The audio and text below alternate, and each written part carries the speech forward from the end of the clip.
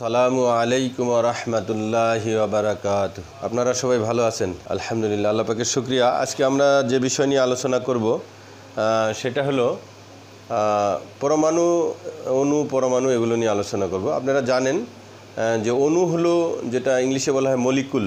অণুটা হলো কি? মলিকুল।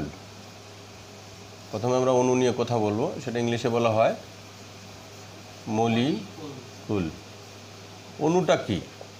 অণু হলো মৌলিক অথবা যৌগিক পদার্থের ক্ষুদ্রতম কণা, যার মধ্যে ওই মৌল বা যৌগের বৈশিষ্ট্য অক্ষুণ্ণ থাকে, তাকেই অণু বলে।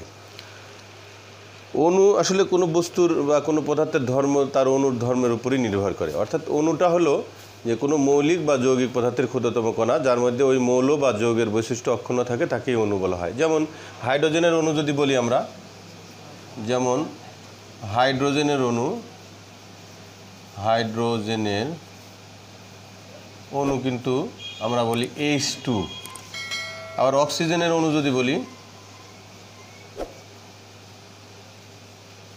সেটা কিন্তু O2। আবার যদি পানির অণু বলি, পানির অণু, সেটা কিন্তু H2O। আবার কেউ যদি বলে সালফিউরিক অ্যাসিডের অণু, সালফিউরিক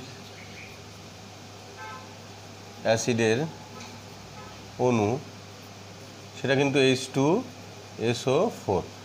তাহলে একটা অণুর সংজ্ঞা আমরা যেটা বলছি, ডেফিনেশন অফ মলিকুল, সেটা হলো কি যে কোনো মৌলিক বা যৌগিক পদার্থের ক্ষুদ্রতম কণা, যার মধ্যে ওই মৌল বা যৌগের বৈশিষ্ট্য অক্ষুণ্ণ থাকে, তাকে অণু বলে। আর অণুরা স্বাধীন অস্তিত্ব এদের আছে, এদের স্বাধীন অস্তিত্ব আছে, কিন্তু এরা সরাসরি রাসায়নিক বিক্রিয়ায় অংশগ্রহণ করতে পারে না।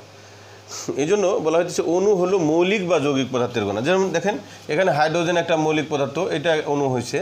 অক্সিজেন একটা মৌলিক পদার্থ, সেটা কিন্তু অণু হয়েছে।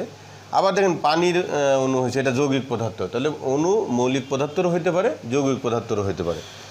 আবার দেখেন অণুকে ভাঙলে বা বিশ্লেষণ করলে কিন্তু আবার পরমাণু পায়। যেমন এখানে হাইড্রোজেনের দুইটা পরমাণু, এখানে অক্সিজেনের দুইটা পরমাণু, এখানে পানির ক্ষেত্রে হাইড্রোজেনের দুইটা পরমাণু, অক্সিজেনের একটা পরমাণু। এগুলো আপনারা আগেই শিখছেন। এখানে সালফিউরিক অ্যাসিডের ক্ষেত্রে হাইড্রোজেনের দুইটা পরমাণু, সালফারের একটা, অক্সিজেনের চারটা। অর্থাৎ একটা অণুকে ভাঙলে পরমাণু পাওয়া যায়। কিন্তু পরমাণুটা কি? পরমাণুকে ইংলিশে বলা হয় অ্যাটম। আপনারা জানেন পরমাণু কি? অ্যাটম। এটা আরও অনেক ক্ষুদ্রতম কণিকা, ক্ষুদ্রতম পরমাণু। যেটা পরমাণু হলো অ্যাটম। অণুকেই আমরা ক্ষুদ্রতম বলি, যে মৌলিক বা যৌগিক পদার্থের একটা মানে কণা, যার মধ্যে ওই মৌলিক বা যৌগিক পদার্থের বৈশিষ্ট্য থাকে। পরমাণু আরও ক্ষুদ্রতম। অণুকে বিশ্লেষণ করলে বা ভাঙলে পরমাণু পাওয়া যায়। পরমাণুটা শুধু মৌলিক পদার্থের ক্ষেত্রে ইউজ হয়, যে মৌলিক পদার্থের ক্ষুদ্রতম কণা, যার মধ্যে ওই মৌলের বৈশিষ্ট্য অক্ষুণ্ণ থাকে, তাকে পরমাণু বলে। পরমাণুরা কিন্তু আবার স্বাধীন অস্তিত্ব নেই এদের।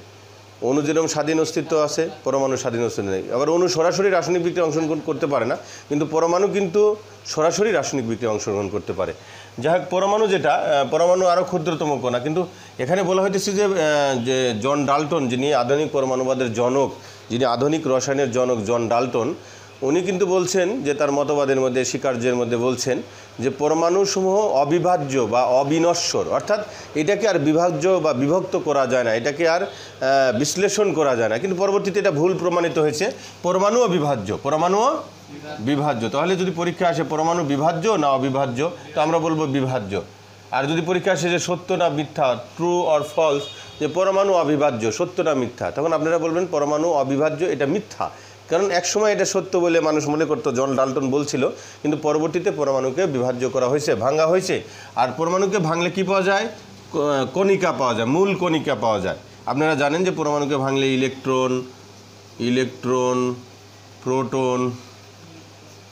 প্রোটন, নিউট্রন ইত্যাদি পাওয়া যায়।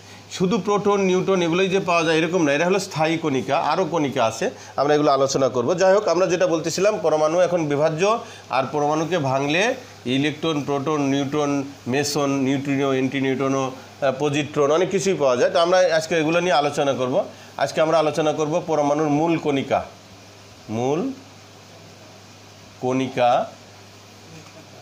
বা মৌলিক কণিকা,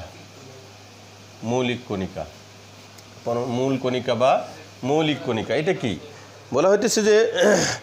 যে মূল কণিকা বা মৌলিক কণিকা যে সকল সূক্ষ্ম কণিকা দ্বারা পরমাণু গঠিত, তাদেরকেই পরমাণুর মূল কণিকা বা মৌলিক কণিকা বলে। যে সকল সূক্ষ্ম কণিকা দ্বারা অণু গঠিত হয় পরমাণু দিয়ে, আবার বলা হইতেছে পরমাণু অবিভাজ্য, পরমাণু ভাগ করা যায় না, জন ডাল্টন বলতেছিল। পরবর্তীতে মানে আলোচনায় যেটা প্রমাণিত হয়েছে যে পরমাণু অবিভাজ্য, পরমাণুকে ভাঙা যায়, বিশ্লেষণ করা যায়, তো ভাঙলে কি পাওয়া যায়? মূল কণিকা পাওয়া যায়। তো এখানে বলা হইতেছে পরমাণুর মূল কণিকা বা মৌলিক কণিকার ডেফিনেশন তাহলে কী হবে? যে সকল সূক্ষ্ম কণিকা দ্বারা পরমাণু গঠিত তাদেরকে পরমাণুর মূল কণিকা বা মৌলিক কণিকা বলা হয়। তো এগুলো কয়টি? তো বলা হইতেছে পরমাণুর মূল কণিকা বা মৌলিক কণিকা হলো তিনটি। প্রথমে আসতেছে স্থায়ী কণিকা। স্থায়ী কণিকা, স্থায়ী কণিকা কোনগুলা? স্থায়ী কণিকা আবার কাকে বলে? মানে যে কণিকাগুলা প্রত্যেকটা পরমাণুর মধ্যেই থাকে, অবশ্যই থাকে, সেগুলো হলো স্থায়ী কণিকা। তার মধ্যে বলা হচ্ছে যে ইলেকট্রন, স্থায়ী কণিকার মধ্যে কী কী আছে? ইলেকট্রন, প্রোটন, আর একটা হলো নিউট্রন। এগুলো হলো পরমাণুর স্থায়ী কণিকা। আবার অস্থায়ী কণিকা, অস্থায়ী কণিকা বলা হচ্ছে সব পরমাণুর ক্ষেত্রে থাকে না, কিছু কিছু পরমাণুর ক্ষেত্রে কিছু কণিকা উপস্থিতি দেখা যায় অল্প সময়, কিছু সময়ের জন্য, আবার পরবর্তীতে থাকে না, সেগুলোকে অস্থায়ী কণিকা বলা হয়। সেগুলোর মধ্যে আছে দেখেন পজিট্রন, মেসন, নিউট্রিনো,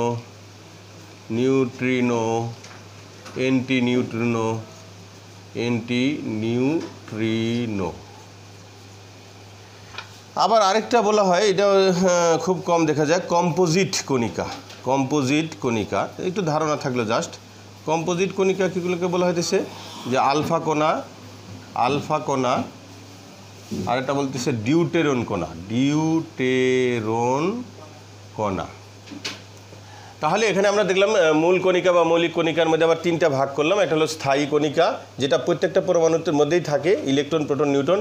আর অস্থায়ী কণিকা কিছু কিছু পরমাণুর ক্ষেত্রে অস্থায়ীভাবে কিছু সময়ের জন্য দেখা যায়, সেটা পজিট্রন, মিশন, নিউট্রনো, অ্যান্টি নিউট্রনো, কম্পোজিট কণিকা, আলফা কণা, ডিউটেরন। এটা কেন পড়বো আমরা? এক সময় দেখলাম আরইবির একটা পরীক্ষাতে আসছে যে কোনটি পরমাণুর অস্থায়ী কণিকা, তখন 4টে দিছে, ইলেকট্রন, প্রোটন, নিউট্রন, মেসন। তো অস্থায়ী কণিকার কথা বলছে, কিন্তু আমরা জানি স্থায়ী কণিকা হলো ইলেকট্রন, প্রোটন, নিউট্রন। তাহলে অস্থায়ী কোনটা হবে? মেসন। তো 4টের মধ্যে আমরা মেসনকে উত্তর দিতে পারবো, কিন্তু মেসনটা যদি আমাদের জানা না থাকতো তাহলে কিন্তু এটা আমরা পারতাম না। তো যাই হোক, আমরা কণিকা, মূল কণিকা সম্বন্ধে ধারণা পাইছি যে সমস্ত সূক্ষ্ম কণিকা দ্বারা পরমাণু গঠিত তাদেরকে আমরা মূল কণিকা বলি। আর মূল কণিকার মধ্যে আবার স্থায়ী যে কণিকা, ইলেকট্রন, প্রোটন, নিউট্রন, আজকে আমি এটা নিয়ে আলোচনা করব, যে ইলেকট্রন কি, প্রোটন কি, নিউট্রন কি, এগুলো নিয়ে আলোচনা করব। দেখেন প্রথমে আসতেছে ইলেকট্রন। আচ্ছা, যদি একটা দেখেন আপনি, এটা একটা চিন্তা করেন একটা পরমাণুর ক্ষেত্রে, এটাকে বলা হয়, আপনারা জানেন, এটা হলো নিউক্লিয়াস। এই যে কেন্দ্রে যেটা থাকে, এখানে দুইটা আমাদের থাকে, একটা হলো প্রোটন আর একটা হলো নিউট্রন। তো এটার নাম হলো আসলে নিউক্লিয়াস। পরমাণুর কেন্দ্রে একটা থাকবে, সেটাকে বলা হয় নিউক্লিয়াস। এটার মধ্যে দুইটা কণা আছে, একটার নাম প্রোটন, আর একটার নাম হলো, আরেকটা কণিকার নাম হলো নিউট্রন। একটা প্রোটন আর একটা নিউট্রন। আর দেখেন বাহিরের যে কক্ষপথ আছে, পরমাণুর যে বাহিরে, নিউক্লিয়াসের বাহিরে যে কক্ষগুলো আছে, এই বাহিরের কক্ষপথে একটা কণিকাকে দেখা যাচ্ছে, সেটাকে বলা হয় ইলেকট্রন। এটাকে বলা হয় ইলেকট্রন। তাহলে দেখেন আমরা প্রথমে ইলেকট্রন নিয়ে আলোচনা করব। ইলেকট্রনটাই হচ্ছে আসলে একটা খুব ইম্পর্টেন্ট একটা কণিকা। ইলেকট্রন যেটা নিয়ে আমরা আলোচনা করব, যে ইলেকট্রন মূলত পরমাণুর সবচেয়ে ক্ষুদ্রতম কণিকা। আমরা দেখছি পরমাণুই ক্ষুদ্রতম, পরমাণুকে ভাঙা যায় না একসময় বলা হচ্ছিল, এখন পরমাণু বিভাজ্য বা ভাঙা যায়। সেখানে আবার তিনটা, অনেকগুলো কণিকা পাওয়া যায়, স্থায়ী, অস্থায়ী, কম্পোজিট। তার মধ্যে স্থায়ী তিনটা, ইলেকট্রন, প্রোটন তিনটা। এই তিনটার মধ্যে আবার সবচেয়ে হালকা, যেটা সবচেয়ে হালকা যে কণিকা, সেটা হলো ইলেকট্রন। সবচেয়ে হালকা কণিকা এবং সবচেয়ে ভর কম কোন কণিকার যদি বলা হয়, সেটা হলো ইলেকট্রন।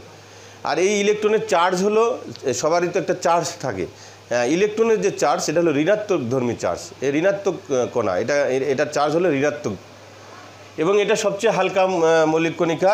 এটা চার্জ ঋণাত্মক, এবং এটার চার্জের মান, এর চার্জ হলো -1.60 ইন্টু 10⁻⁹ কুলম্ব। তাহলে ইলেকট্রনের যেটা চার্জ আমরা এখানে করতেছি, যে 1.60 ইন্টু 10⁻⁹ কুলম্ব। তো এটা হলো মাইনাস, এটা ঋণাত্মক চার্জ ধর্মী কণিকা, এবং নিউক্লিয়াসের বাইরে কক্ষপথে নিউক্লিয়াসকে কেন্দ্র করে এটা ঘুরতে থাকে, নিউক্লিয়াসকে কেন্দ্র করে এটা চক্কর দিতে থাকে বা ঘুরতে থাকে, এবং এটা সবচেয়ে হালকা মৌলিক কণিকা, এটার ভরও সবচেয়ে কম, এবং চার্জ যেহেতু আমরা বললাম মাইনাস। আর ইলেকট্রন যেটা, এটা বাহিরের কক্ষপথে অবস্থান করে এবং এটাই মূল কণিকা, এটাকে নিয়েই আমাদের বেশি আলোচনা। তো এটার আবিষ্কার হলো sir J J Thomson. Sir J J Thomson এই ইলেকট্রন আবিষ্কার করেন। Sir J J Thomson electron আবিষ্কার করেন, যেটার চার্জ আমরা শিখছি। এবং এটা ইলেকট্রনটা হলো নিউক্লিয়াসের বাইরে কক্ষপথে অবস্থান করে এবং এটা নিউক্লিয়াসকে কেন্দ্র করে ঘুরতে থাকে। এই ইলেকট্রনের প্রবাহকেই কিন্তু আমরা আবার বিদ্যুৎ বা কারেন্ট বলি। এই ইলেকট্রন নিয়ে বেশি আলোচনা। যাই হোক, আর কোনো পরমাণু আরেকটা পরমাণুর সাথে যুক্ত হলে কিন্তু ইলেকট্রনেরই দান করে বা কেউ ইলেকট্রন গ্রহণ করে, অর্থাৎ ইলেকট্রন নিয়েই বেশি কাজ কারবার। তো এটা আমরা ইলেকট্রন নিয়ে আলোচনা করলাম। এরপর আসেন প্রোটন। প্রোটনটা কি? প্রোটন একটা কণিকা, এটাও একটা ছোট কণিকা। প্রোটন কিন্তু নিউক্লিয়াসের ভিতরে অবস্থান করে। আপনারা দেখেন এই যে এটা একটা নিউক্লিয়াস, কেন্দ্রে অবস্থিত পরমাণুর।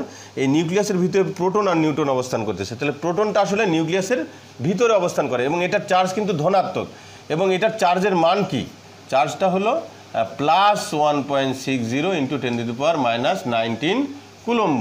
অর্থাৎ ইলেকট্রনের চার্জ যেটা, প্রোটনেরও চার্জ সেটা, কিন্তু ইলেকট্রন নেগেটিভ চার্জ বা ঋণাত্মক চার্জ ধর্মী, আর প্রোটন হলো ধনাত্মক চার্জ ধর্মী কণিকা। তো প্রোটনটা হলো নিউক্লিয়াসের ভিতরে অবস্থান করে। আর প্রোটনের আবিষ্কারক কিন্তু রাদারফোর্ড। প্রোটনের আবিষ্কারক হলো রাদারফোর্ড। যদি বলে প্রোটন কে আবিষ্কার করছেন, তাহলে আমরা বলবো রাদারফোর্ড। এবং এটা নিউক্লিয়াসের ভিতরে অবস্থান করে। এরপর দেখেন, আমরা নিউট্রন নিয়ে কিছু আলোচনা করতে পারি। নিউট্রনের ব্যাপারে এখন আসি। আমরা ইলেকট্রন শিখলাম, প্রোটন শিখলাম, নিউট্রন শিখবো এখন। নিউট্রনও কিন্তু একটা ক্ষুদ্রতম কণিকা, তবে এটা আর ভর সবচেয়ে বেশি তিনটা কণিকার মধ্যে। নিউট্রনের যদি এটাও নিউক্লিয়াসের ভিতরে অবস্থান করে, আপনারা দেখতেছেন নিউট্রনও কিন্তু নিউক্লিয়াসের ভিতরে অবস্থান করে, কিন্তু এটার চার্জ নেই, এটা চার্জবিহীন কণিকা। এটা চার্জবিহীন কণিকা, নিউটনের কোনো চার্জ নেই, চার্জবিহীন কণিকা বা চার্জলেস কণিকা। নিউটনের আবিষ্কারক কিন্তু চ্যাডউইক। আপনারা জানেন নিউটনের আবিষ্কারক হলো চ্যাডউইক, জেমস চ্যাডউইক নিউটনের আবিষ্কারক। তাহলে এখানে দেখা যাচ্ছে যে নিউটনের কোনো চার্জ নেই, সে চার্জলেস কণিকা। এখন ভরের ব্যাপারে আসে, ইলেকট্রনের ভর সবচেয়ে কম ছিল আর নিউটনের ভর কিন্তু সবচেয়ে বেশি। এই তিনটা কণিকার মধ্যে নিউটনের ভর সবচেয়ে বেশি। নিউটন অবস্থান করে কোথায়? নিউক্লিয়াসের ভিতরে অবস্থান করে। তাহলে মোটামুটি আমরা ইলেকট্রন, প্রোটন, নিউট্রন, খুব ইম্পর্টেন্ট প্রশ্ন অনেক সময় এসে থাকে। ইলেকট্রনকে আবিষ্কার করেন, তাহলে আমরা বলবো যে জে জে থমসন, বা থমসন থাকলে অপশনে থমসন দিব। আবার যদি বলে ইলেকট্রন আসলে সবচেয়ে হালকা কণিকা কোনটি? ইলেকট্রন। ঋণাত্মক চার্জধর্মী কণিকা কোনটি? ইলেকট্রন। পরমাণু নিউক্লিয়াসের বাইরে অবস্থান করে কে? ইলেকট্রন। কোনটির প্রবাহকে বিদ্যুৎ বা কারেন্ট বলে? ইলেকট্রন। আচ্ছা, ইলেকট্রন হলো নিউক্লিয়াসকে কেন্দ্র করে বাইরে কক্ষপথে ঘুরতে থাকবে। কোনো পরমাণু ইলেকট্রন দান বা গ্রহণ, মানে দান বা গ্রহণের ক্ষেত্রে ইলেকট্রনই ইউজ হয়। তো যাই হোক, এখান থেকে আমরা ইলেকট্রন সম্বন্ধে জানছি। ইলেকট্রনের চার্জ -1.60 × 10⁻⁻19 কুলম্ব। আবার যদি বলা হয় প্রোটনের আবিষ্কারক রাদারফোর্ড, এটা ধনাত্মক চার্জধর্মী কণিকা, এটা নিউক্লিয়াসের ভিতরে অবস্থান করে। নিউটনের চার্জ নেই, এটা চ্যাডউইক আবিষ্কার করছেন, এবং নিউটনও নিউক্লিয়াসের ভিতরে অবস্থান করে এবং এটার ভর সবচেয়ে বেশি। তো এটা মোটামুটি আমরা আলোচনা করছি, ইলেকট্রন, নিউটন, প্রোটন সম্বন্ধে আলোচনা করছি মোটামুটি। তো এখানে ইলেকট্রন, প্রোটন, নিউটনের আলোচনা করছি। এখান থেকে যে প্রশ্নগুলো আসতে পারে, অনেক সময় প্রশ্ন আসতে পারে যে প্রোটনকে আবিষ্কার করেন বা একটা চার্জবিহীন কণিকার নাম বলেন, এরকম বিভিন্ন প্রশ্ন আসতে পারে। তো আমরা এগুলো পারবো ইনশাল্লাহ। আরেকটা জিনিস খেয়াল করতে হবে যে পারমাণবিক সংখ্যা, কোনো মৌলের পারমাণবিক সংখ্যা কাকে বলে? পারমাণবিক সংখ্যা বা প্রোটন সংখ্যা একই জিনিস। কোনো মৌলের পারমাণবিক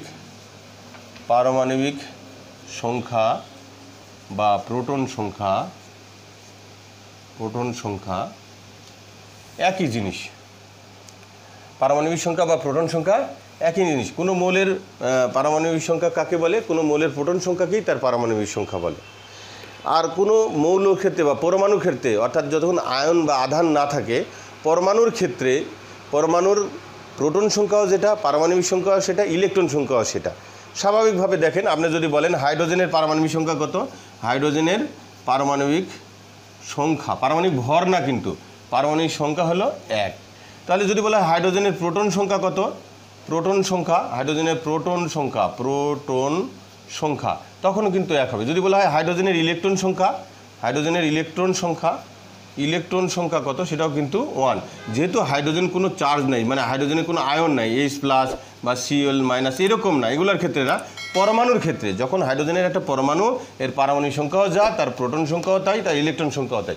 এখন যদি কোথাও বলা হয় হাইড্রোজেনের ইলেকট্রন সংখ্যা কত, আমরা 1 বলতে পারবো। প্রোটন সংখ্যা কত, 1 বলতে পারবো। এখন দেখেন হাইড্রোজেনের প্রোটন সংখ্যাও যা, পারমাণবিক সংখ্যা তাই, ইলেকট্রন সংখ্যা, এটা সবার ক্ষেত্রেই। এখন যদি কোনো কারণে বলা হয় যে অক্সিজেনের পারমাণবিক সংখ্যা বা প্রোটন সংখ্যা কত, অক্সিজেনের পারমাণবিক সংখ্যা আমরা পর্যায় সারণী থেকে জানি। আপনারা জানেন আধুনিক যে পর্যায় সারণীটা সেটা পদার্থবিজ্ঞানী মসলে আবিষ্কার করছেন। তার কিন্তু মূল ভিত্তি হলো যে মৌলসমূহকে তাদের পারমাণবিক সংখ্যা অনুসারে সাজানো হয়েছে। অক্সিজেনের পারমাণবিক সংখ্যা পর্যায় সারণীতে পাবেন আপনারা 8। তাহলে যদি বলা হয় অক্সিজেনের প্রোটন সংখ্যা কত, প্রোটন সংখ্যা যদি আপনি যান তখনও কিন্তু 8। অক্সিজেনের ইলেকট্রন সংখ্যা কত, তখনও কিন্তু সেটা কি 8। কারণ কি, মৌলের ক্ষেত্রে বা পরমাণুর ক্ষেত্রে পারমাণবিক সংখ্যা, ইলেকট্রন সংখ্যা, প্রোটন সংখ্যা একই হয়। কিন্তু যদি আমরা দেখেন, এটা কিন্তু বুঝতেছি, কিন্তু যদি কোনো ক্ষেত্রে প্রশ্নের মধ্যে আসে যে H+ এর ইলেকট্রন সংখ্যা কত, ইলেকট্রন সংখ্যা কত, অনেক সময় প্রশ্ন আসতে পারে। A নাম্বারে দিল হয়তো বা 1, B নাম্বারে দিল 2, C নাম্বারে দিল 0, D নাম্বারে দিল 4। তখন অ্যান্সার কি হবে, যে হাইড্রোজেন প্লাস যেটা হাইড্রোজেন আয়নের ইলেকট্রন সংখ্যা কত, তখন কিন্তু এটা হবে 0। কেন? কারণ যে কোনো মৌল, যে কোনো পরমাণু যদি কোনো ইলেকট্রন দান করে, সে ধনাত্মক আয়ন প্রাপ্ত হয়, তার মাথার উপরে একটা প্লাস বা পজিটিভ চিহ্ন হয়। আপনারা জানেন পজিটিভ মানে কি, দাতা। সে আপনি কোনো কারণে দেখা গেল যে আপনি কোথাও যাচ্ছেন, তো একজন লোক এসে বলল যে দোস্ত বা পরিচিত, হঠাৎ করে অনেক দিন আগে তোমার সাথে পরিচয় ছিল, আমি খুব বিপদে পড়ছি, আমারে 1000 টাকা দাও প্লিজ, আমি পরে তোমাকে দিয়ে দিব, বা আমাকে একেবারেই দিয়ে দাও। তো আপনি যাদের মন মানসিকতা বড়, বন্ধু চিনে ফেলছে, তো তার কাছে টাকা আছে, সে 1000 টাকা তাকে দিয়ে দিল। এই ক্ষেত্রে দেখেন দাতা কিন্তু পজিটিভ হয়ে গেল, সবাই বললো লোকটা অনেক ভালো, বা যে পেলো সেও বললো যে লোকটা কিন্তু ভালো। তো তার পকেট থেকে কিন্তু টাকাটা চলে গেছে, কিন্তু মাথায় পজিটিভ চিহ্ন আসছে যে সে ধনাত্মক বা সে ধনী, তার মন বড়, এই জন্য এটা একটা পজিটিভ দিক, এই জন্য তার মাথার দিকে পজিটিভ চিহ্ন হয়েছে, কিন্তু তার পকেট থেকে কিন্তু টাকা চলে গেছে। একটু আগে আপনি দেখছেন হাইড্রোজেনের ইলেকট্রন সংখ্যা কত বলেন তো, হাইড্রোজেন পরমাণুর ইলেকট্রন সংখ্যা কত, 1। এই যে আমার সামনে যে স্টুডেন্টরা আছে, যদিও নিরাপদ দূরত্বে বসে তারা ক্লাস করতেছে 2 জন, তো সেখানে বলা হয়েছে যে হাইড্রোজেনের ইলেকট্রন সংখ্যা 1, কিন্তু এখানে দেখা যাচ্ছে হাইড্রোজেন একটা ইলেকট্রন দান করছে, এই জন্য তার মাথার উপর পজিটিভ চিহ্ন একটা, মানে কি তার পকেটে একটাই ইলেকট্রন ছিল, একটা দান করে ফেলছে। তাহলে তার আর কয়টা ইলেকট্রন আছে, এখন একটা ছিল, একটাই দিয়ে দিছে। সে যদিও পজিটিভ ধনাত্মক, কিন্তু তার পকেটে কি আর কোনো ইলেকট্রন আছে? নাই। এই জন্য ইলেকট্রন কী হয়ে গেছে, 0। এখান থেকে বুঝতে হবে যে আপনি বলতে পারেন মাথার উপর পজিটিভ, তাহলে একটা ছিল আগে, আরেকটা দিয়ে 2টা হলো, এরকম না। মাথার উপর পজিটিভ চিহ্ন মানে কি, সে দাতা, কিন্তু তার পকেটে যেটা ছিল সেটা কিন্তু সে দিয়ে দিছে। সে যে আপনাকে বলা হলো যে আপনি যখন যাচ্ছিলেন, আপনার বন্ধু এসে আপনার কাছ থেকে 1000 টাকা নিয়ে নিল, তো এর দ্বারা আপনি পজিটিভ হলেন, মানুষ আপনাকে ধনাঢ্য ব্যক্তি বললো বা বড় দাতা ব্যক্তি বললো, আপনি পজিটিভ দিকটা প্রকাশ পেলো, বাট আপনার পকেট থেকে 1000 টাকা চলে গেছে। যদি আপনার পকেটে 1000 টাকাই থেকে থাকতো, তাহলে এর পরবর্তীতে আপনার কাছে আর টাকা থাকবে না, 0 হবে, কারণ 1000 দিয়ে দিচ্ছেন। এরকম হাইড্রোজেনের ইলেকট্রন সংখ্যা 1 ছিল, কিন্তু পজিটিভ জন্য দান করছে, এই জন্য তার ইলেকট্রন সংখ্যা হয়ে গেছে 0। পক্ষান্তরে যদি আপনি দেখেন, আপনি একটু আগে পড়ছেন যে সোডিয়ামের পারমাণবিক সংখ্যা, কিন্তু আমরা জানি সোডিয়ামের পারমাণবিক সংখ্যা আমরা পর্যায় সারণীতে জানি যে পারমাণবিক সংখ্যা হলো 11। এখন যদি বলা হয় সোডিয়ামের ইলেকট্রন সংখ্যা কত, এটা জব সলিউশন এবং ডুয়েট অ্যাডমিশন সবার জন্য লাগবে। ইলেকট্রন সংখ্যা 11। যদি সোডিয়ামের প্রোটন সংখ্যা বলা হয়, প্রোটন সংখ্যা সেটাও কিন্তু 11। কিন্তু যদি বলা হয় Na+, দেখেন এখানে তার মাথার উপরে একটা পজিটিভ চিহ্ন, মানে কি সে একটা ইলেকট্রন দান করেছে, এটা একটা সোডিয়ামের আয়ন। তো এখন যদি বলা হয় সোডিয়াম আয়নের ইলেকট্রন সংখ্যা কত, সে 1 নম্বরে দেওয়া হলো 11, 10, C নাম্বারে দেওয়া হলো 12, D নাম্বারে দেওয়া হলো 9। এখন আপনাকে কিন্তু এখানে 10-এ টিক চিহ্ন দিতে হবে, কারণ তার 11টা ইলেকট্রন ছিল, এখন একটা দান করছে, এই জন্য মাথায় পজিটিভ চিহ্ন, কিন্তু তার পকেট থেকে একটা চলে গেছে, এবার ইলেকট্রন সংখ্যা হয়েছে 10। তো যাই হোক, আশা করি আপনারা বুঝছেন।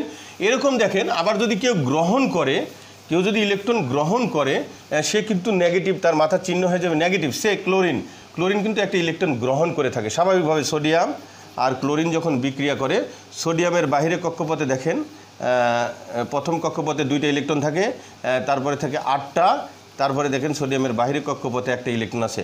ক্লোরিন কিন্তু 17টা ইলেকট্রন, আপনারা জানেন তার পারমাণবিক সংখ্যা 17, প্রথমে 2টা, পরে কিন্তু 8টা, এরপর বাহিরে কক্ষপথে তার কিন্তু 7টা ইলেকট্রন, 2 3 4 5 6 7। এর অষ্টক পূরণ করতে একটা ইলেকট্রন লাগে, তখন সোডিয়াম দান করে ইলেকট্রন গ্রহণ করে সোডিয়াম প্লাস আর ক্লোরিন নেগেটিভ অংশে পরিণত হয়। তো এখানে দেখেন ক্লোরিন কিন্তু একটা গ্রহণ করলো। এখন যদি বলা হয় যে ক্লোরিন গ্রহণ করছে, মাথায় তার নেগেটিভ চিহ্ন, এটা আশা করি আপনারা বুঝছেন। তো ক্লোরিন কিন্তু গ্রহণ করছে, তো এখন তার ইলেকট্রন সংখ্যা কত হয়েছে? যদি পরীক্ষার প্রশ্ন আসে যে ক্লোরিন আয়নের ইলেকট্রন সংখ্যা কত, একটু আগে আমরা শিখছি ক্লোরিনের ইলেকট্রন সংখ্যা কিন্তু 17। কত? 17। কিন্তু এখানে কত হবে? একটা হলো 17, বি নাম্বারে বলা যেতে পারে 18, সি নাম্বারে বলা যেতে পারে 19, ডি নাম্বারে বলা যেতে পারে 20। তো এখানে দেখা গেল যে ক্লোরিনের ইলেকট্রন সংখ্যা কত, তাহলে কিন্তু এটা হবে 18। এখানে কত হবে? 18। আপনারা স্বাভাবিকভাবে জানতেছিলেন যে ক্লোরিনের ইলেকট্রন সংখ্যা 17, পারমাণবিক সংখ্যা 17 এবং প্রোটন সংখ্যাও 17। কিন্তু যখন একটা ইলেকট্রন সে গ্রহণ করছে তখন কিন্তু তার ইলেকট্রন সংখ্যা হয়ে গেছে 18। মাথায় যদিও নেগেটিভ, স্বাভাবিকভাবে ধরেন একজন লোক আপনার কাছে আসলো, সে আপনার কাছ থেকে একটা টাকা চাইলো, আপনি দিলেন, আপনি পজিটিভ হয়ে গেছেন, কিন্তু যে নিল তার পকেটে কিন্তু 1 টাকা বেশি হলো, বাট সে কিন্তু ঋণী। সবাই বলবে ওনার কাছ থেকে টাকা নিয়েছে, এই জন্য মাথায় নেগেটিভ চিহ্ন, কিন্তু তার কাছে বেশি আছে। স্বাভাবিকভাবে দেখবেন আপনি একটা এলাকায় কোনো সময় একটা লোক আছে ফকিরের সর্দার ছিল, অনেক সময় বলা যায় যে ইনি ফকিরের সর্দার কিন্তু আজকে এলাকার সর্দার, মানে সে অনেক ধনী হয়ে গেছে। কীভাবে? হয়তো এক সময় ফকির ছিল, যে কোনো কারণে আল্লাহ পাক তার ভাগ্যে একসময় টাকা পয়সার মালিক বানাইছে, যেভাবেই হোক তো সে অনেক টাকা পয়সার মালিক হয়ে গেছে। এখন কিন্তু সে অন্যকে ভিক্ষা দেয়, কিন্তু তারপরেও এলাকার লোক বলে যে ওই লোকটা কিন্তু একসময় ফকির ছিল, মানে কি তার মাথায় নেগেটিভ চিহ্ন, কিন্তু তার পকেটে অনেক টাকা এখন, কারণ সে তার পকেটে সেই টাকাগুলো ঢুকছে। এটা আমরা এই মুহূর্তে হয়তো বা ক্লিয়ার হয়েছি।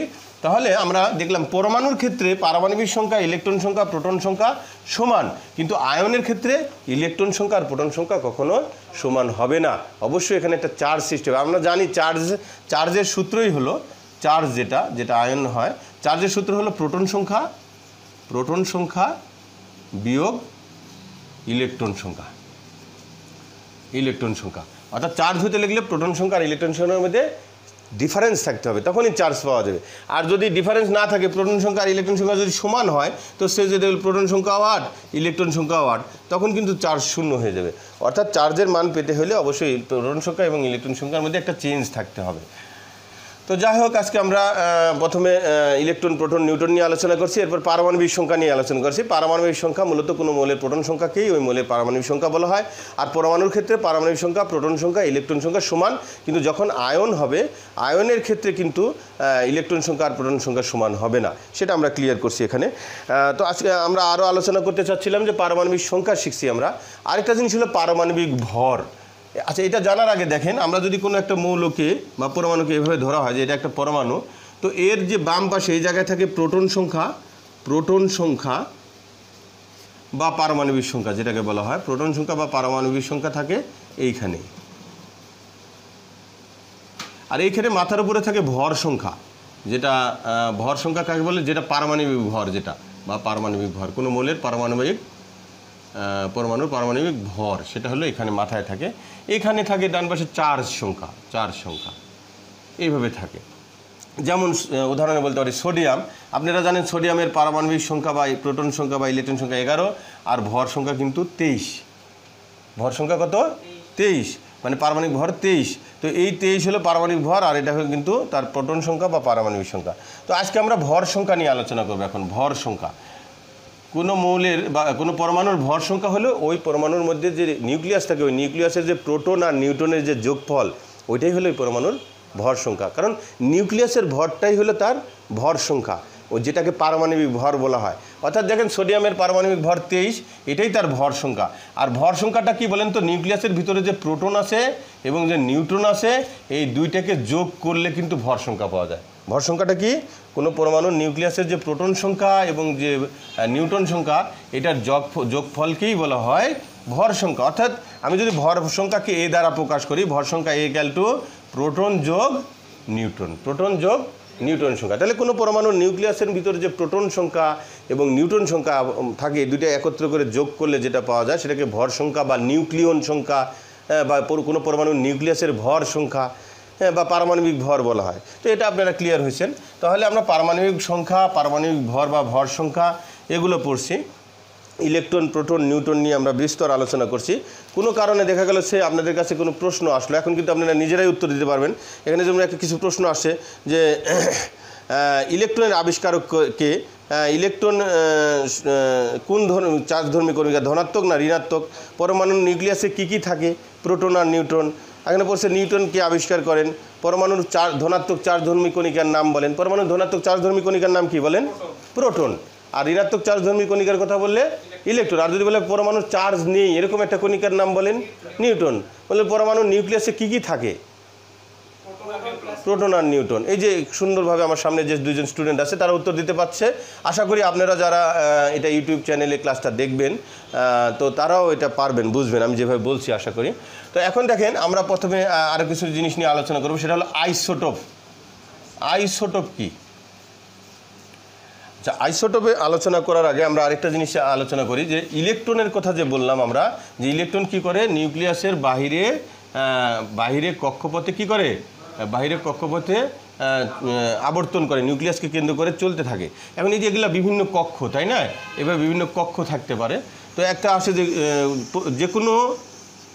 যে কোনো ইলেকট্রনিক কক্ষে ইলেকট্রনের সংখ্যা নির্ণয় করার একটা সূত্র আছে। ইলেকট্রনের সংখ্যা নির্ণয় করার সূত্র হলো 2n²। এনের মান হলো কক্ষ সংখ্যা। এখন যে কোনো ইলেকট্রনিক কক্ষে ইলেকট্রনের সংখ্যা নির্ণয় করার সূত্র হলো 2n²। পরীক্ষা আসতে পারে যে কোনো ইলেকট্রনিক কক্ষে ইলেকট্রন সংখ্যা নির্ণয় করার জন্য কি ইউজ করা হয়, n², 2n², 2n, 4n। তখন কিন্তু আমরা অ্যান্সার করবো 2n²। আর n হলো কক্ষ সংখ্যা। এখন সে ধরেন বলল যে প্রথম কক্ষপথে ইলেকট্রনের সংখ্যা কত, ইলেকট্রনের সংখ্যা কত, একটা প্রশ্ন। সে 1 নম্বরে বলল 2, 2 নম্বরে বলল 8, 3 নম্বরে বলল 9, ডিতে বলল 10। তো এখন আমরা দেখব প্রথম কক্ষপথে আমরা সূত্র বের করবো, যে এটার সূত্র তো 2n²। n এখানে প্রথম কক্ষপথ মানে n এর মান 1, তাহলে 2 × 1 এর উপর স্কোয়ার মানে 2ই হয়, তাহলে অ্যান্সার কী হবে? 2। এখন আপনাদেরকে আমি একটা প্রশ্ন করব, যে পরমাণুর যে চতুর্থ কক্ষপথে ইলেকট্রনের সংখ্যা নির্ণয় করেন। চতুর্থ কক্ষপথে ইলেকট্রনের সংখ্যা, একটা প্রশ্ন করলো যে পরমাণুর চতুর্থ কক্ষপথে ইলেকট্রনের সংখ্যা কত। কোনো পরমাণুর চতুর্থ কক্ষপথের ইলেকট্রনের সংখ্যা কত। সে 1 নম্বরে দিল 30, বি নম্বরে দিল 24, সি নম্বরে দিল 8, ডি নম্বরে দিল 32। তো তাহলে দেখেন একজন স্টুডেন্ট উত্তর দিচ্ছে 32। আমরা দেখি বের করি, 2n² দিয়ে আমরা বের করব 2, আর কক্ষপথ বলছে চতুর্থ, অর্থাৎ n এর মান 4, তাহলে 4 এর উপর স্কোয়ার দিলে 32 হয়। তাহলে চতুর্থ কক্ষপথ কেন? এখন যদি আমি বলি পঞ্চম কক্ষপথে ইলেকট্রনের সংখ্যা কত, কোনো ব্যাপারই না, আপনারা কী সূত্র দেবেন? 2n²। পঞ্চম কক্ষপথ মানে n হলো 5, তাহলে কী হতেছে 2 × 5 এর উপর স্কোয়ার মানে 50। তো এটা মনে হয় পারা যাবে, কি বলেন? সহজ। যে কোনো ইলেকট্রনিক কক্ষপথে ইলেকট্রনের সংখ্যা নির্ণয় করার সূত্র হলো 2n²। এখন সেটা তৃতীয় কক্ষপথ হোক, চতুর্থ হোক, পঞ্চম হোক, n এর মান 5 বা 4 এগুলো বসায় দিলে ক্যালকুলেশন করলে এটা চলে আসবে। তো ধন্যবাদ আপনাদেরকে যে এটা মনোযোগের সাথে ক্লাসটা দেখতেছেন। আর আপনারা জানেন যে একটা ক্লাসের যিনি শিক্ষা দিবেন আর যারা শিক্ষা নেবেন, অর্থাৎ শিক্ষক এবং শিক্ষার্থী এবং ক্লাসরুমের এনভায়রনমেন্ট, এই তিনটার সম্মিলিত যদি রূপ এক জায়গায় হয়, অর্থাৎ এই তিনটাকে যদি একসাথে সংগঠিত করা হয়, অর্থাৎ ক্লাসরুমের এনভায়রনমেন্ট ভালো হতে হবে, শিক্ষার্থীদের মনোযোগ ভালো হতে হবে, আর যিনি শিখাচ্ছেন উনি জানছেন কিনা বা উনি প্র্যাকটিস করে আসছে কিনা। তো এই তিনটার যখন সম্মিলিত রূপ এক জায়গায় হবে তখনই কিন্তু একটা ভালো আউটপুট পাওয়া যাবে। তো আশা করি আপনারা মনোযোগের সাথে থাকলে আমি যেভাবে বলতেছি আর ক্লাসরুমের যে এনভায়রনমেন্ট, আমি আশা করি মানে এখান থেকে একটা ভালো আউটপুট পাওয়া যাবে। তো আমরা কিন্তু আজকে আবার যেটা আলোচনা করবো সেটা হলো আইসোটোপ। যে আইসোটোপ কি অনেক সময় আসে, বিসিএসেও আসে, আমাদের যে কোনো সাব অ্যাসিস্ট্যান্ট বা অ্যাসিস্ট্যান্ট ইঞ্জিনিয়ার পরীক্ষাতেও আসে, যে আইসোটোপ কি। দেখেন আমরা ইতিমধ্যে তিনটে যে স্থায়ী কণিকা নিয়ে আলোচনা করছি, একটা হলো ইলেকট্রন, একটা হলো প্রোটন, আর একটা হলো নিউট্রন। তো এখানে আইসোটোপ শেষে প আছে, প্রোটন, অর্থাৎ যে সকল পরমাণুর প্রোটন সংখ্যা সমান, যে সকল পরমাণুর প্রোটন সংখ্যা সমান কিন্তু ভর সংখ্যা ও নিউটন সংখ্যা ভিন্ন, তাদেরকে পরস্পরের আইসোটোপ বলে। এটা আমাদের শীটে আছে। তারপর আমি বলে দিয়েছি যে সকল পরমাণুর প্রোটন সংখ্যা সমান কিন্তু ভর সংখ্যা ও নিউটন সংখ্যা ভিন্ন, তাদেরকে পরস্পরের আইসোটোপ বলে।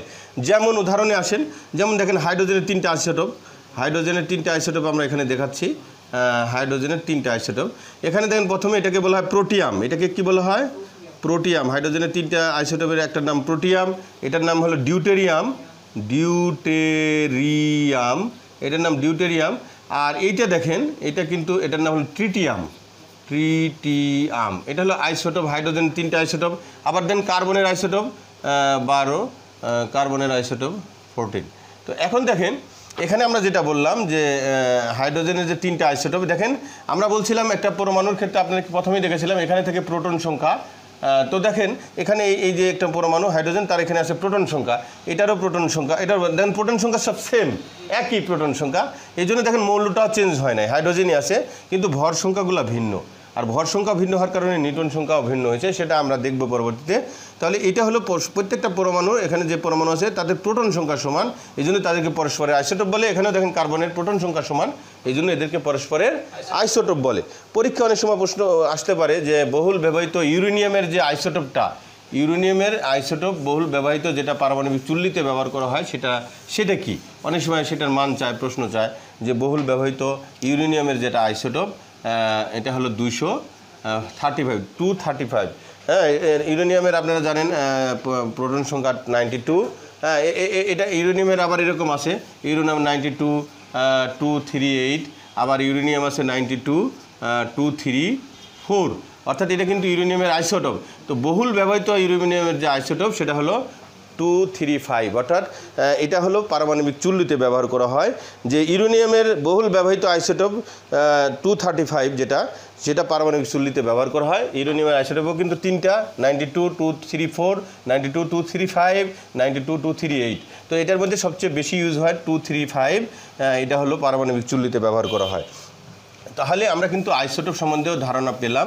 হ্যাঁ, এরপরে আমরা আসবো আইসোটোন। আইসোটোনটা কি? যদিও আমার শীটের মধ্যে আছে, তারপর আপনাদের একটু আলোচনা করে দেব যাতে সহজ হয়। আইসোটোন স্বাভাবিকভাবে দেখেন টন দৈন্তন্য, অর্থাৎ যাদের নিউটন সংখ্যা সমান। আমরা যদি বলি যে সকল পরমাণুর নিউটন সংখ্যা সমান তাদেরকে পরস্পরের আইসোটোন বলে। উদাহরণে দেখি নিউটন সংখ্যা কীভাবে বোঝাবো আমরা। সে দেখেন ফসফরাস, আমরা জানি তার প্রোটন সংখ্যা 15, তার ভর সংখ্যা 31। আবার সালফারের প্রোটন সংখ্যা 16, তার ভর সংখ্যা 32। এরা কিন্তু পরস্পরের আইসোটোন। আবার দেখেন আরেকটা আমরা বলতেছি, দেখেন আইসোটোনের ক্ষেত্রে যদি আমরা আলোচনা করি, এটা কিন্তু ফসফরাস এবং সালফারের ক্ষেত্রে আমরা এখানে আইসোটোন দেখাইছি। আবার দেখেন আপনারা পটাশিয়াম 19 এবং এখানে 39। আবার ক্যালসিয়ামের আমরা জানি প্রোটন সংখ্যা 20, এটা কিন্তু তার পারমাণবিক ভর সংখ্যা যেটা সেটা 40। দেখেন এরা পরস্পরের আইসোটোন। প্রমাণ দেখেন এরাও পরস্পরের আইসোটোন কীভাবে বুঝলাম আমরা? যে এদের নিউটন সংখ্যা সমান। আমরা কিন্তু কিছুক্ষণ আগে আলোচনা করছি যে ভর সংখ্যা equal to proton plus Newton. এটার ক্ষেত্রে প্রোটন নিউটন দিয়ে আমরা নিউটনটা বের করে দেখি। প্রথমে ফসফরাসের ক্ষেত্রে আসেন। প্রথমে কি নিয়ে আমরা আলোচনা করব? ফসফরাসের ভর সংখ্যা কত দেখেন তো? 31। ফসফরাসের প্রোটন সংখ্যা কত? 15। আমরা বলছিলাম না একটা মৌলের প্রোটন সংখ্যা থাকে এখানে আর ভর সংখ্যা থাকে এখানে, তাহলে প্রোটন কিন্তু 15। তাহলে নিউটন এখানে কত আসে ভাইয়া দেখেন তো? নিউটন দেখেন 16 আসে। আচ্ছা, আবার দেখেন আমরা যদি সালফারের ক্ষেত্রে আসি, সেখানে আমরা ভর সংখ্যা দেখতেছি 32, প্রোটন প্লাস নিউটন। তো ভর সংখ্যা 32, প্রোটন কত? 16 প্লাস নিউটনের মান কত আসতেছে দেখেন তো? 16। তাহলে এখানেও নিউটনের সংখ্যা 16, এখানেও 16। তাহলে এরা পরস্পরের আইসোটোন। নিউটন সহজ বুদ্ধি দেখেন, ভর সংখ্যা থেকে প্রোটন সংখ্যা বাদ দেন, কত? 16, ভর সংখ্যা থেকে প্রোটন সংখ্যা বাদ দেন 16, দুইটাই সমান, অথবা এরা পরস্পরের আইসোটোন। এরপর দেখেন এখানে আসেন আপনি, এখানেও যদি আপনি ভর সংখ্যা এবং এটা পটাশিয়ামের ক্ষেত্রে, প্রথমে যদি আপনি পটাশিয়ামের ক্ষেত্রে করেন, দেখেন A = P + N, এর মান এখানে 39, P হলো 19, N = দেখেন আসতেছে 20, N কত আসছে 20। আবার দেন ক্যালসিয়ামের ক্ষেত্রে আপনি বের করেন, এখানেও দেখেন ভর সংখ্যা 40, প্রোটন সংখ্যা 20 প্লাস নিউটন, নিউটন = দেখবেন এখানেও 20 আসবে, দেখেন এখানেও 20, এখানেও 20। বা আপনি এখান থেকে দেখেন বিয়োগ দেন, 39 থেকে 19 বাদ দিলে কত হয় 20, আবার এটাও 20, অতএব এরা পরস্পরের আইসোটোন। আমি কিন্তু এখানে বুঝাইছি, আপনারা একটু খেয়াল করলে পারবেন। অনেক সময় প্রশ্ন আসতে পারে যে আইসোটোন কি, যে যাদের নিউটন সংখ্যা সমান তাদেরকে পরস্পরের আইসোটোন বলে। উদাহরণ যদি দিতে বলে বা কোনো জিনিস দিয়ে বলে, এখানে সে আপনাকে একটা প্রশ্ন করলো যে কপার তামা দিয়ে, এখানে দেখলো যে কপারের আমরা জানি পারমাণবিক সংখ্যা 29, আর এটা হলো 63.5 বা এরকম কিছু একটা থাকে। বা সে আপনাকে এরকম বললো যে অ্যালুমিনিয়াম এটা দেখেন 13, আর এখানে হলো 27। এখন আপনাকে বললো যে এখান থেকে বলেন তো এটার প্রোটন সংখ্যা কত, তো আপনি বলবেন 13, প্রোটন সংখ্যা কত 13। যদি বলে ইলেকট্রন সংখ্যা কত, আমরা জানি পরমাণুর ক্ষেত্রে যেহেতু এখানে কোনো চার্জ নেই, পরমাণুর ক্ষেত্রে প্রোটন সংখ্যা ইলেকট্রন সংখ্যার সমান, তাহলে ইলেকট্রন সংখ্যা 13। যদি বলে এটার ভর সংখ্যা বা পারমাণবিক ভর কত, 27। যদি বলে এটা নিউটন সংখ্যা কত, 27 থেকে 13 বাদ দিয়ে দেন, কত হয় 14। কি বোঝা গেছে? নাহলে ক্যালকুলেশন করেন, A = P + N, এর মান কত আমরা দেখতেছি ভর সংখ্যা 27, P এর মান হলো 13, তাহলে নিউটন কত আসতেছে 14, বা আপনি একবারে বিয়োগ দিয়েও পাবেন। এখন যদি বলা হয় হাইড্রোজেনের প্রোটন সংখ্যা কত, হাইড্রোজেনের প্রোটন সংখ্যা কত 1, হাইড্রোজেনের নিউটন সংখ্যা কত 0।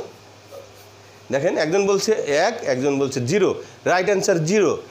আপনারা অনেক সময় বলেন এগুলো প্রশ্ন তো পরীক্ষা আসে না। এর আগে কিন্তু পিএসসির একটা রিটেন পরীক্ষায় যেটা নিয়োগ হয়ে গেছে, সেখানে আসছিল যে হাইড্রোজেনের প্রশ্ন আসছিল যে হাইড্রোজেনের প্রোটন সংখ্যা ও নিউটন সংখ্যা কত, নিউটন সংখ্যা কত, এটা একটা প্রশ্ন আসে 3 মার্কস। তাহলে দেখেন আমরা প্রোটন সংখ্যা হাইড্রোজেনে আমরা জানি কত, প্রোটন সংখ্যা 1। কেন আমরা জানি হাইড্রোজেন থাকে এইভাবে 1 1, তো দেখেন এটা 1। আবার যদি বলেন যে নিউটন সংখ্যা কত, আমরা জানি ভর সংখ্যা = প্রোটন প্লাস নিউটন, ভর সংখ্যা এটার কত উপরে 1, প্রোটন সংখ্যা কত 1, তাহলে নিউটন সংখ্যা কত হয় দেখেন 1 বিয়োগ 1 কত হয় 0। তাহলে হাইড্রোজেনের কোনো নিউট্রন নেই, তাহলে আমরা বলবো হাইড্রোজেনের নিউটন সংখ্যা 0। কিন্তু প্রশ্ন হঠাৎ করে আসলো কোন মৌলের নিউট্রন নেই, দিয়ে দিল হাইড্রোজেন, সোডিয়াম, ক্যালসিয়াম, ম্যাগনেসিয়াম, সেটা হাইড্রোজেন। আবার এইভাবে লিখিতভাবে প্রশ্ন আসতে পারে। তাহলে আপনারা একটু যদি খেয়াল করেন তাহলে কিন্তু আপনারা পারবেন। তো ধন্যবাদ। আমরা আইসোটোন নিয়েও আলোচনা করলাম। এরপর আসবো আরেকটা সহজ বিষয়, সেটা হলো আইসোবার। আইসোবার অর্থাৎ ভর সংখ্যা। এখানে আমরা যেটা নিয়ে করব আইসোবার, অর্থাৎ যে সমস্ত পরমাণুর ভর সংখ্যা সমান তাদেরকে পরস্পরের আইসোবার বলে। যেমন সে আপনি একটা উদাহরণে বললেন যে কপার এখানে দিলেন 29, এখানে দিলেন 64, জিঙ্ক এখানে দিলেন 30, এখানে দিলেন 64। অনেকে বলতেন স্যার জিঙ্কের তো জানি আমি 65, কপারে জানি 63। আসলে আমি এটা দেখানোর জন্য বোঝাইছি যে দেখেন এখানে কপার আর জিঙ্ক এদের পারমাণবিক সংখ্যা বা প্রোটন সংখ্যাও ভিন্ন, আবার নিউটন সংখ্যাও ভিন্ন। 64 থেকে এটা বিয়োগ দিলে একটা আসবে, এটা থেকে একটা বিয়োগ দিলে একটা, নিউটন সংখ্যা ভিন্ন কিন্তু ভর সংখ্যা সেম, এই জন্য এদেরকে পরস্পরের আইসোবার বলে। তাহলে দেখেন আমরা আইসোটোন,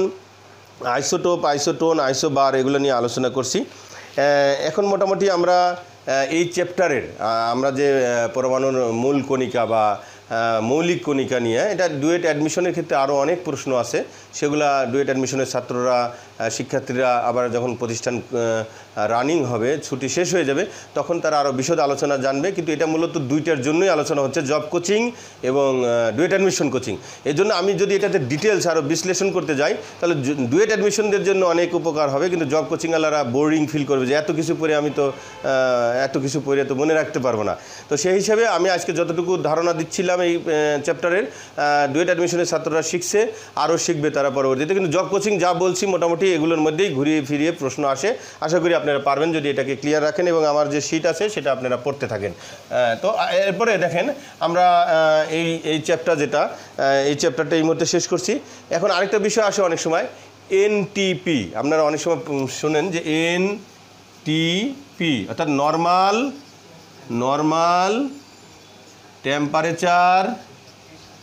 টেম্পারেচার, আর এটা হলো প্রেশার। আবার যদি বলা এসটিপি, তাহলে এসকে বলা হয় স্ট্যান্ডার্ড, এটাও টেম্পারেচার আর এটা প্রেশার, একই কথা, স্ট্যান্ডার্ড টেম্পারেচার প্রেশার। তো এটার যে রূপটা আমরা বললাম নর্মাল টেম্পারেচার প্রেশার আর স্ট্যান্ডার্ড টেম্পারেচার প্রেশার। এখন অনেক সময় বলে এনটিপি বা এসটিপিতে প্রেশারের মানটা কত? প্রেশার আসলে 760 মিলিমিটার অথবা 76 সেন্টিমিটার অথবা এটাকে বলা হয় 1 অ্যাটমসফিয়ারও বলা হয়। আবার যদি বলি যে এটাতে টেম্পারেচারটা কত হবে, নর্মাল টেম্পারেচার প্রেশার যেহেতু পড়ছি, টেম্পারেচারটা হবে 0 ডিগ্রি সেন্টিগ্রেড বা এটাকে বলা হয় 273 ডিগ্রি ক্যালভিন।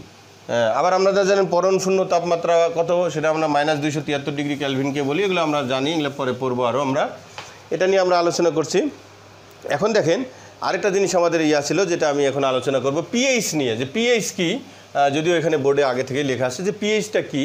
পিএইচ হলো কোনো দ্রবণের হাইড্রোজেন আয়নের ঘনমাত্রার ঋণাত্মক লগারিদমের মানকে ওই দ্রবণের পিএইচ বলা হয়। অর্থাৎ pH equal to -log H+।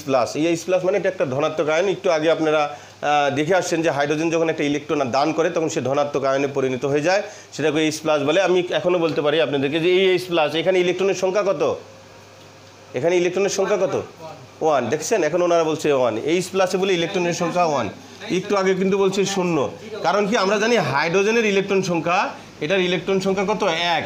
কিন্তু যখন H+ হয়ে গেছে, মানে এটা যখন ইলেকট্রন একটা দান করে ফেলছে, এর ইলেকট্রন সংখ্যা কিন্তু 0। তো যাই হোক, এটাকে ধনাত্মক, এটাই হাইড্রোজেন আয়ন। তো হাইড্রোজেন আয়নের ক্ষেত্রে বলা হইতেছে যে কোনো দ্রবণের হাইড্রোজেন আয়নের ঘনমাত্রা ঋণাত্মক লগারিদমের মানকে ওই দ্রবণের পিএইচ বলে। পিএইচের সূত্র -log H+। এটা দ্বারা দেখেন আপনারা বিভিন্ন ম্যাথ করতে পারেন, ম্যাথ যদি আসে। তো এটা ডুয়েট অ্যাডমিশনে ম্যাথ আসে, আমরা এগুলো চেষ্টা করব, অঙ্কগুলো করব।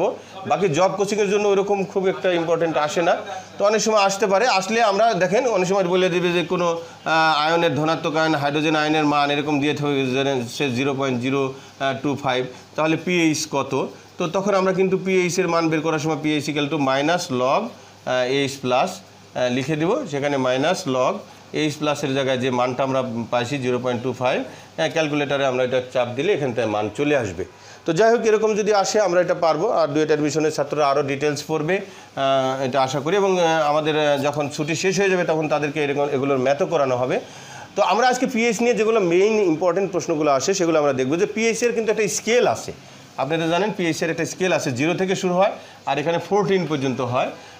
এখানে সে 7, 7, এখানে মনে করেন 0, 1, 2, 3, 4, 5, 6, 7, 8, 9, 10, 11, 12, 13, 14। তো এইখানে দেখেন, এখান থেকে আমরা দেখেন 0 থেকে 7-এর যে 7-এর চেয়ে যে কম, পিএইচের মান যদি 7-এর কম হয় সেটাকে আমরা অ্যাসিডীয় বলি, অ্যাসিডীয় বা অম্লীয়। হ্যাঁ, এই পর্যন্ত আমরা কি বলি যে পিএইচের মান যদি 7-এর কম থাকে সেটা অ্যাসিডীয় বা অম্লীয়, আর যদি বেশি থাকে 7-এর সেটা আমরা জানি ক্ষারীয়। সেটা কি? ক্ষারীয়। এটা একটা ক্লিয়ার থাকা দরকার। তো এখানে আমাদের আবার যদি বলা হয় বিশুদ্ধ পানির পিএইচ কত, তাহলে কিন্তু আমরা জানি এটা 7। বিশুদ্ধ পানির পিএইচ কত? বিশুদ্ধ পানির পিএইচ হলো 7। বিশুদ্ধ পানির পিএইচ 7। এখন যদি বলা হয় যে কোনো পদার্থের পিএইচের মান 6, এটা অ্যাসিডীয় না ক্ষারীয়? অ্যাসিডীয়। আমরা জানি 7-এর কম হলে অ্যাসিডীয়। যদি বলে কোনো পদার্থের বা কোনো দ্রবণের পিএইচের মান 8, এটা ক্ষারীয় না অ্যাসিডীয়? তাহলে আমরা বলবো ক্ষারীয়। এরকম কিছু ইম্পর্টেন্ট প্রশ্ন আসে যে মানুষের যে রক্ত, এই রক্তের পিএইচের মান কত? মানুষের রক্ত যেটা ব্লাড, এটার পিএইচ কত? চোখের পানির পিএইচ কত? এগুলো কিন্তু পরীক্ষা অনেক সময় আসে,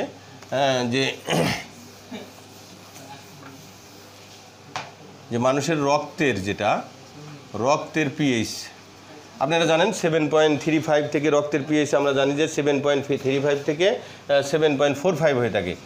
7.35 থেকে 7.45।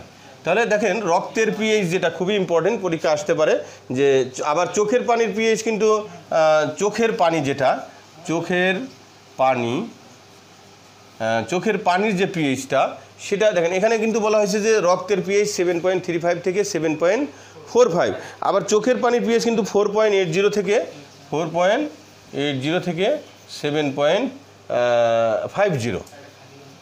এখানে দেখেন চোখের পানির পিএইচ এখানে যেটা দেখা যাচ্ছে যে প্রথমে দেখা গেছে 4.80 থেকে শুরু হয় 7.50 পর্যন্ত চোখের পানির। আবার দেখেন চোখের পানি যেটা 4.80 থেকে শুরু, আবার মূত্র যেটা মানুষের যে মূত্রের পিএইচও কিন্তু এটা সেম, যে 4.80 থেকে 7.50। এখন এটা দেখেন মনে রাখার বিষয়, আমি বলতেছি এতক্ষণ পিএইচ হলো এটা মাইনাস লগারিদমের মানকে, হাইড্রোজেন আয়নের ঘনমাত্রা ঋণাত্মক লগারিদমের মানকে ওই মানে পিএইচ বলে, অঙ্ক আসলে এভাবে করতে হবে, এটা বোঝার জিনিস। আর এগুলো কিন্তু মানে মুখস্থ। আর একটা স্কেলটা বোঝার জিনিস ছিল যে 7-এর কম হলে এটা অ্যাসিডীয় বা অম্লীয়, 7-এর বেশি হলে ক্ষারীয়, 7 হলো বিশুদ্ধ পানি।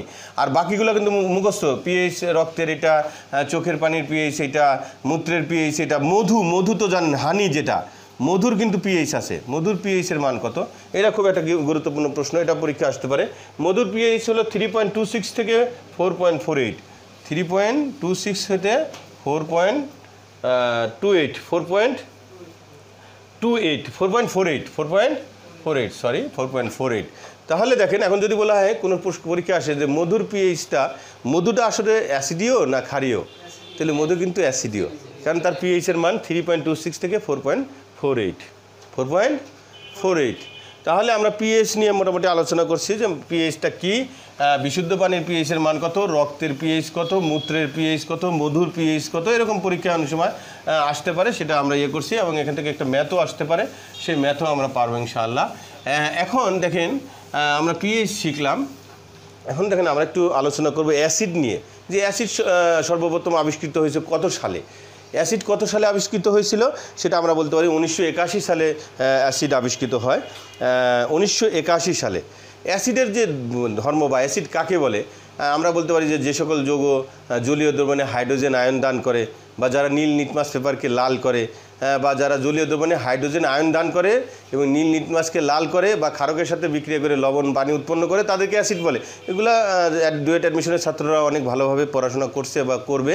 আমরা জব কোচিংয়ের জন্য যেটা বলতেছি খুব সহজ কথায়, যে অ্যাসিড হলো জলীয় দ্রবণে হাইড্রোজেন আয়ন দান করে, যে হাইড্রোজেন আয়ন একটু আগে দেখছেন আপনারা, আর এরা নীল লিটমাস পেপারকে লাল করে। আর ক্ষারক যদি বলি তাহলে লাল লিটমাস পেপারকে নীল করবে, উল্টা অ্যাসিড নীলকে লাল করবে, আর ক্ষারক তার উল্টা করবে, লালকে নীল লিটমাসে পরিণত করবে। তো অ্যাসিড নিয়ে আমরা আলোচনা করতেছিলাম। এবং গাড়ির ব্যাটারিতে একটা অ্যাসিড ব্যবহার হয়, অনেক সব পরীক্ষা আসে গাড়ির ব্যাটারিতে যে অ্যাসিড ব্যবহার করা হয় সেটা কোন অ্যাসিড, সালফিউরিক অ্যাসিড।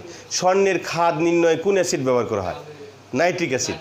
স্বর্ণের খাদ নির্ণয় কোন অ্যাসিড ব্যবহার করা হয়, নাইট্রিক অ্যাসিড। আর গাড়ির ব্যাটারিতে যেটা হয়, অনেক সময় বলে যে ব্যাটারিতে যে দোস্তার কৌটার সাথে একটা লিকুইড ইউজ করা হয়, সেটা কি, এটা হচ্ছে সালফিউরিক অ্যাসিড। অর্থাৎ ব্যাটারির ভিতরে যে অ্যাসিডটা ইউজ করা হয় সেটা হলো সালফিউরিক অ্যাসিড। আর গাড়িতে কি থাকে, ব্যাটারি থাকে, ওই জন্য বলছে গাড়িতে যে ব্যাটারিতে কি ইউজ হয় সেটা আমরা বলতে পারি যে সালফিউরিক অ্যাসিড। স্বর্ণের খাদ নির্ণয়ে আমরা নাইট্রিক অ্যাসিড ব্যবহার করি।